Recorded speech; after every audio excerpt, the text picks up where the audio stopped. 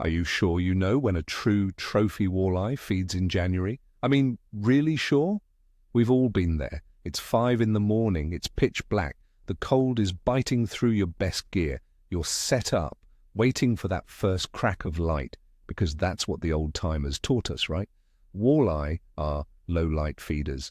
Dawn and dusk, it's practically gospel.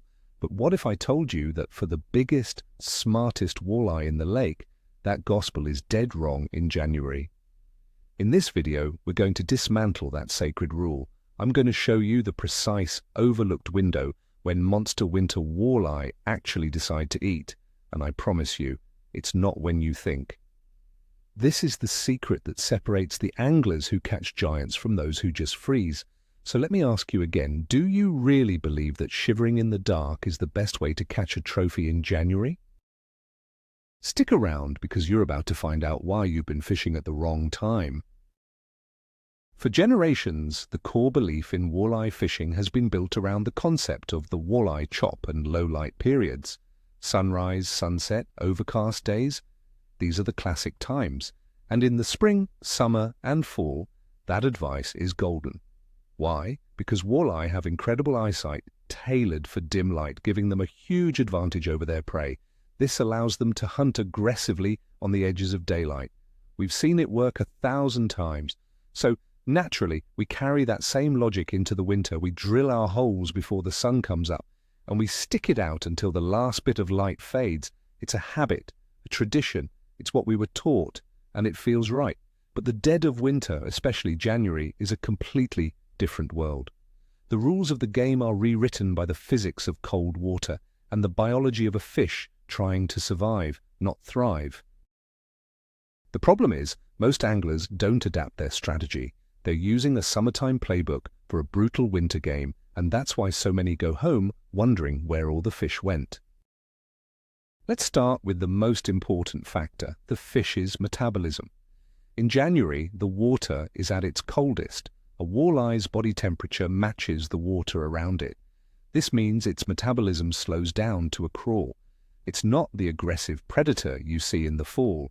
Think of it like a bear in hibernation, but less extreme. Every movement costs precious energy that's hard to replace.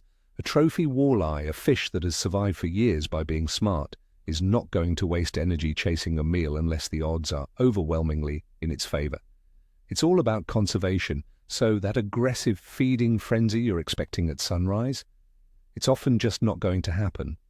The fish is cold, lethargic, and its primary instinct is to simply wait. It's a game of survival, and burning calories on a low-probability hunt in the dark, cold water is a bad survival strategy. This metabolic slowdown is the foundation for everything else we're about to discuss. It changes the why and, most importantly, the when of their feeding. Now let's tackle that low-light advantage myth head-on. Yes, walleye see well in the dark. But in January, what does dark even mean under the ice? If there's a blanket of snow on top of the ice, it's already incredibly dark down there all day long. The difference in light penetration between 5 a.m. and noon might be negligible, especially in deeper water. The distinct advantage they have at sunset in open water is severely muted. The entire environment is a permanent state of twilight, so banking on that sliver of changing light as the primary trigger is like betting on a horse that's already exhausted. The fish aren't stimulated in the same way. The environment doesn't provide that sharp, predictable change that gets them fired up in other seasons. They are existing in a stable, dark, cold world, and they need a more powerful trigger to get them to move and expend energy. Light is no longer the main driver. Another more subtle force takes over. So if they aren't cruising around looking for a fight, what are they doing? They're conserving energy. Period. A big old walleye is the master of this. It will find a spot near structure or a depth change and become almost dormant for long periods. It will literally sit and wait for the easiest possible meal to come to it. This isn't laziness, it's a brilliant survival strategy perfected over thousands of years. Think about it from the fish's perspective. Why would I swim 100 yards to chase a small perch if I know that by waiting, A slightly stunned or slower perch will eventually drift right by my nose. This is the mindset of a January trophy. They aren't interested in a marathon. They're looking for a free lunch delivered to their doorstep. Our job as anglers is to stop thinking about how to trigger a hunt and start thinking about when that free lunch delivery service is most active. And that has very little to do with the sunrise. To understand the predator, we have to understand the prey. What are the bait fish, like perch or shiners, doing in January? Exactly the same thing as the walleye. They're cold, their metabolism is in the basement, and they're trying not to burn energy. They form slow-moving, loosely packed schools. They aren't darting around, they're lethargic. You can see it on your flasher. The marks are often slow, lazy blips. They are most vulnerable when they are at their slowest and most disoriented. A trophy walleye knows this. It's not going to engage in a high-speed chase. It waits for the moment of maximum vulnerability. So the question changes from when do walleye hunt to when are the baitfish easiest to catch? The answer to that question is the key that unlocks the entire puzzle. It's not about the walleye's vision, it's about the prey's weakness, and that weakness is directly tied to the single most powerful force in their winter world. And that powerful force is the sun, but not for the reason you think. Forget about the light it provides. In midwinter, we need to think about the sun as a heater. It's a weak heater, for sure, but in a world where everything is frozen, even a tiny change in temperature is a massive event. Solar radiation, even on a cold day, carries energy. This energy can penetrate the ice and snow. It won't turn the lake into a bathtub, but it can raise the water temperature by a mere 0.5 degree or 1 degree in certain areas. To us, that's nothing. We wouldn't even notice it. But to a cold-blooded creature whose entire world is 33 degrees, a jump to 34 degrees is like a blast of summer. It's a signal. It's an environmental trigger that is far more powerful than the weak, filtered light of dawn or dusk. This subtle warming is the event that the entire underwater ecosystem is waiting for each day. This brings us to the core of this whole strategy. Let's call it the midday myth buster. The prime time for a trophy walleye bite in the dead of winter is often between 10 in the morning and 2 in the afternoon. Yes, you heard that right. Smack in the middle of the day when most fair weather anglers are heading in for lunch or packing up because the morning bite is over. This is the window when the sun is at its highest point in the sky. It's the period of maximum solar energy hitting the ice. This is the moment when that subtle warming effect is at its peak. It's not a feeding frenzy. It's a short, strategic window of opportunity. The biggest, wisest fish in the lake know that this is the most energy-efficient time to find a meal. They have been conditioned over their entire lives to take advantage of this predictable daily event. And for years, most of us have been completely missing it. Let me paint you a picture. It's a classic January day. Bright blue skies, no wind, and it's brutally cold. You see guys out there at dawn, huddled over their holes, and by 9:30 they're starting to leave, complaining that the fish have lockjaw. You, on the other hand, are just getting comfortable. You're watching your electronics, and for hours you see very little. Then around 10:30 or 11, something changes. You see a few tiny marks appear on your screen, plankton starting to rise. A few minutes later, you see a small school of perch slowly move through. They seem more active than they were an hour ago. And then, just below them, a thick red line appears from out of nowhere, slowly rising to meet them. That's him. That's the trophy you've been waiting for. He didn't show up at dawn. He waited for the dinner bell, and that bell was rung by the sun, not the clock.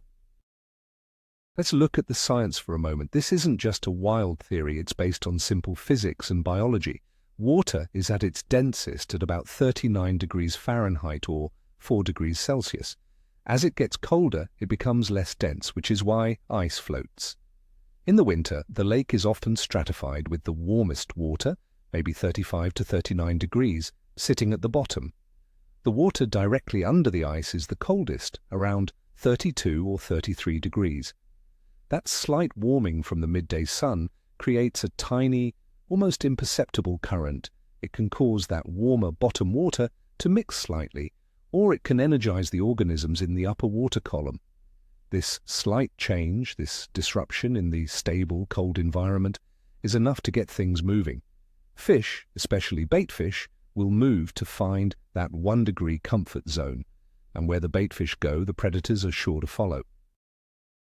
It's a chain reaction, and it all starts with the sun at its highest peak. You might be thinking, how can the sun possibly have an effect through 2 feet of ice and a foot of snow? It's about the type of energy.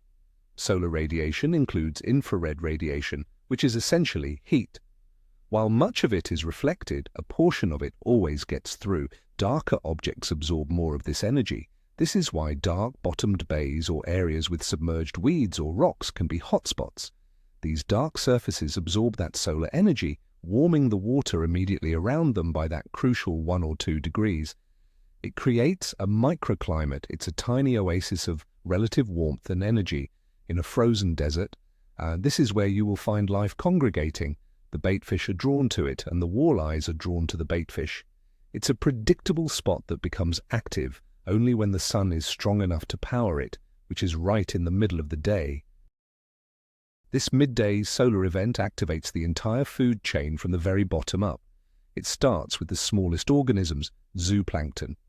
These tiny creatures are light-sensitive and react to the increase in solar energy. They will often rise in the water column during this peak period. This, in turn, attracts the minnows and small perch that feed on them. Suddenly, you have a concentration of baitfish that was not there just an hour earlier. They are now gathered and slightly more active, thanks to the minuscule temperature increase. This creates the exact scenario a big, energy-conserving walleye is waiting for, a school of distracted, easy-to-ambush prey. The walleye doesn't have to search for food. The food is brought to it, concentrated in a specific area and at a specific time, all orchestrated by the sun. It's the most reliable meal of the day, and the fish knows it. So let's fully embrace the trophy walleye's strategy. This is a fish that has won the genetic lottery. It's big because it's smart. It's smart because it's efficient. It's not going to chase a single, fast-moving shiner across a flat at dawn. The energy cost is too high and the reward is too small.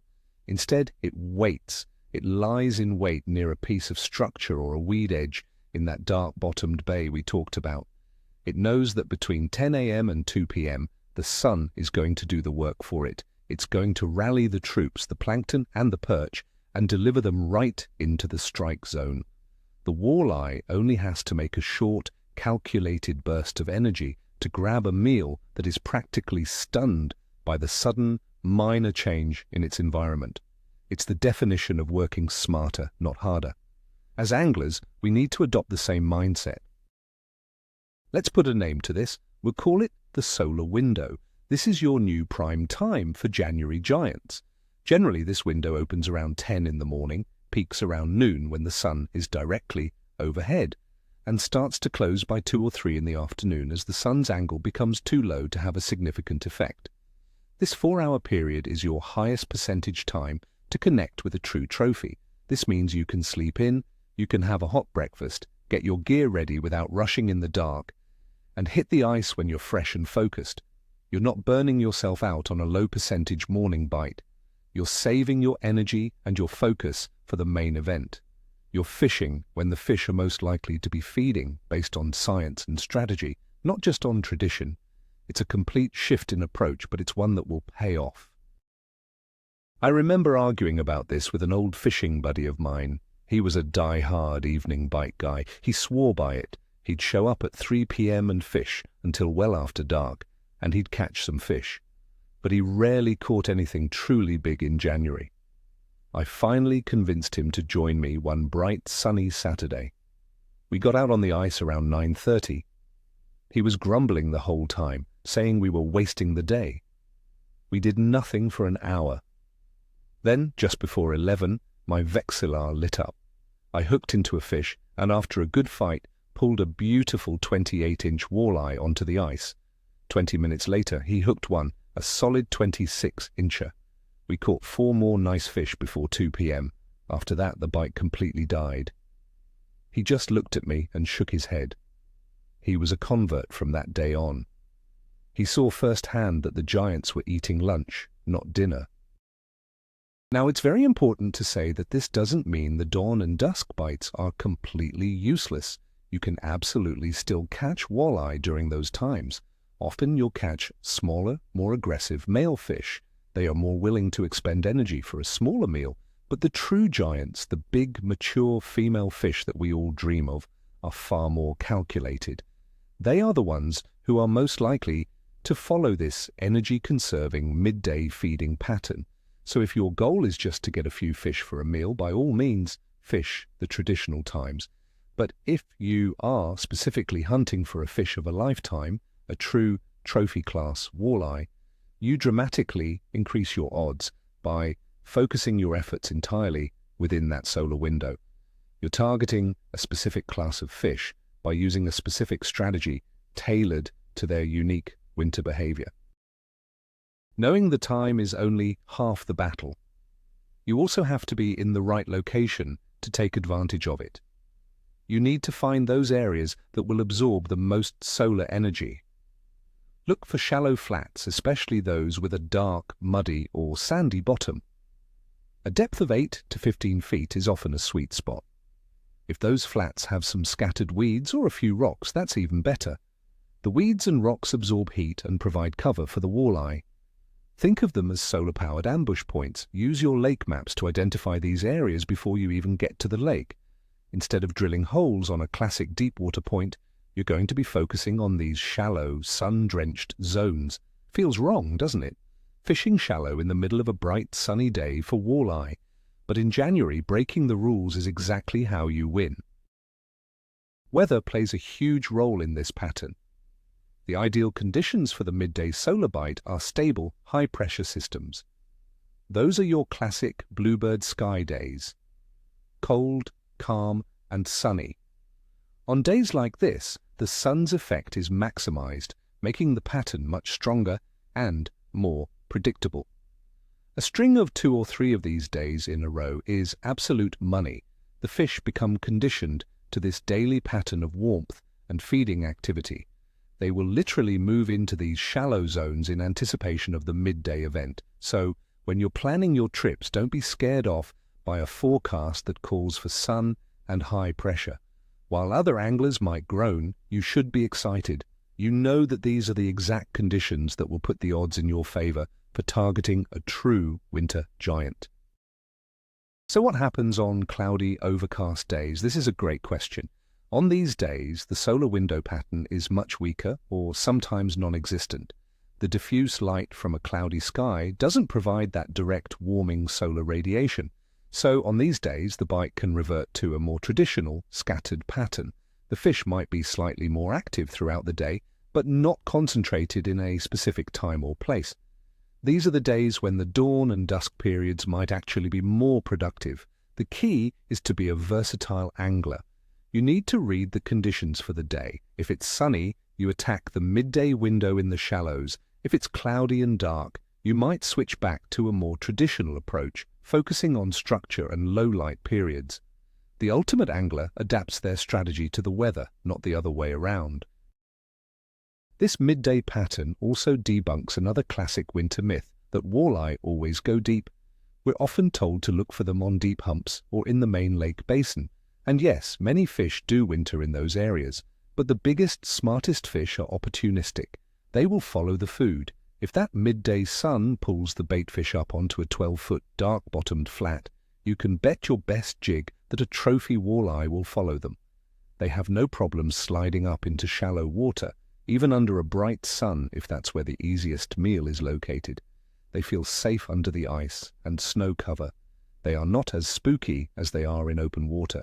So you have to be willing to abandon the deep water mindset and trust that the fish will be where the food is, and in January the food is often shallower than you think, right in the middle of the day.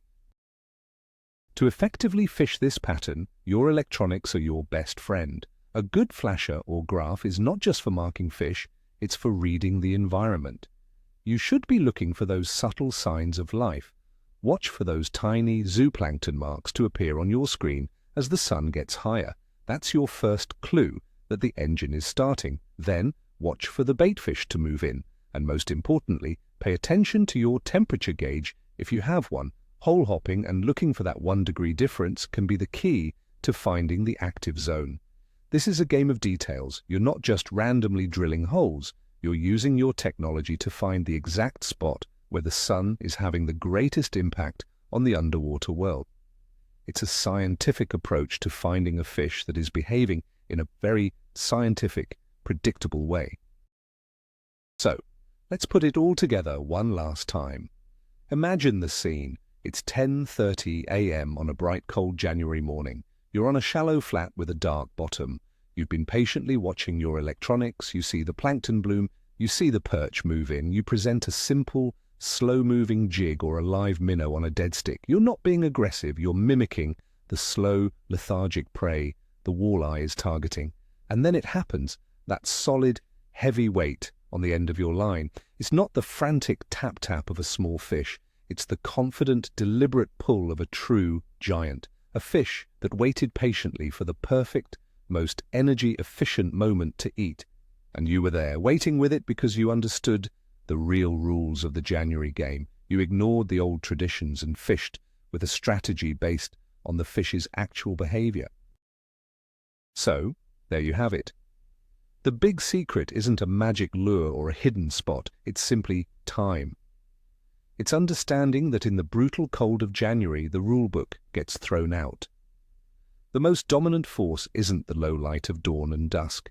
It's the subtle, warming energy of the midday sun. The biggest, wisest trophy walleye in the system conserve their energy and wait for this solar window, that 10 a.m. to 2 p.m. period, when the entire food chain briefly comes to life. This is the ultimate work smarter, not harder strategy, used by the very fish we're trying to catch. For many of you, this might be a complete 180-degree turn from how you've always fished. It's a true what if everything I knew was wrong moment. And that's what's so powerful. By making this one simple change, shifting your prime fishing time from the edges of the day to the very middle of it, you could completely transform your success rate for trophy fish in the winter. Thank you so much for watching. If this blew your mind a little, do me a favor and hit that like button.